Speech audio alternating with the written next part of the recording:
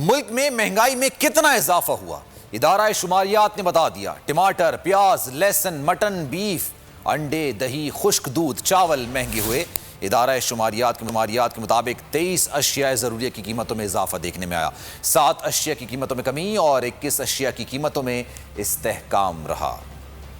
ملک میں نان سٹاپ مہنگائی، غریب دینے لگے دہائی۔ ادارہ شماریات نے ہفتہ وار مہنگائی کے اعداد و شمار جاری کر دیے۔ ٹماٹر فی کلو قیمت میں 5 روپے 8 پیسے، پیاز 2 روپے 92 پیسے، لہسن فی کلو 6 روپے 5 پیسے، آٹے کا تھیلا بھی 5 روپے 28 پیسے، جبکہ گھریلو LPG سلنڈر کی قیمت میں 102 روپے سے زائد کا اضافہ ہوا۔ ایک ہفتے میں 5 لیٹر برانڈیڈ خوردنی تیل کی قیمت 61 روپے 34 پیسے بڑھی۔ مٹن، بیف، انڈے، دہی، خشک دودھ، چاول، ماچس بھی مہنگی ہونے والی اشیاء میں شامل ہے۔ ایک ہفتے میں کیلا، مرغی، دال، مونگ کی قیمتوں میں کمی بھی دیکھی گئی۔ ادارے شماریات کے مطابق 23 اشیاء ضروریہ کی قیمتوں میں اضافہ ہوا، 7 اشیاء کی قیمتوں میں کمی اور 21 اشیاء کی قیمتوں میں استحکام رہا۔